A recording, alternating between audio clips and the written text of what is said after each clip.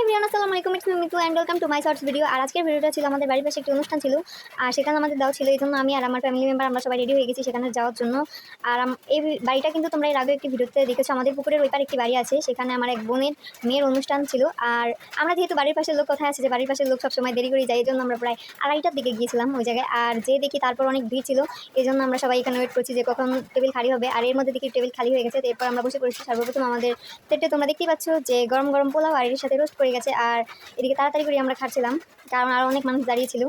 আর এদিকে হাস্যকর আরেকটি বিষয় হয়েছে যে আমি ভিডিও করার সময় চারপাশে সবাই দিচ্ছি, আমার দিকে তাকিয়েছে, তারপর আমি ভিডিও করেছি শুধুমাত্র তোমাদের জন্য। আর তোমাদের যদি আমার এই ভিডিওগুলো ভালো লাগে থাকে তাহলে অবশ্যই লাইক কমেন্ট করো ও একটু সাবস্ক্রাইব করো।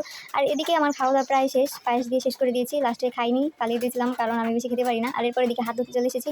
আর এদিকে হাত ধুতে এসে দেখি বাইরে এত বৃষ্টি হয়েছিল, আমরা প্যান্ডেলের নিচে থাকায় বুঝতেই পারিনি অনেক বৃষ্টি হয়েছে, পুরো অনুষ্ঠানটাই মাটি হয়ে গিয়েছিল।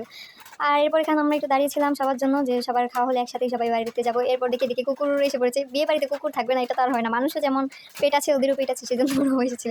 আর এদিকে আমরা বাসায় চলে যাচ্ছি এখন। আর আমাদের বাড়িটা যেহেতু পাশে, এই জন্য যেতেও বেশি সময় লাগে না আর আসতেও বেশি সময় লাগে না। কিন্তু একটি দুঃখের বিষয় হচ্ছে যে এই পুকুরের পাড়াটা খুবই খারাপ, মানুষজন এদিক থেকে যাওয়া আসা করতে পারে না। আর এই ভিডিওটা এই পর্যন্তই, আবারও দেখা হবে নেক্সট কোনো ভিডিওতে। Bye bye.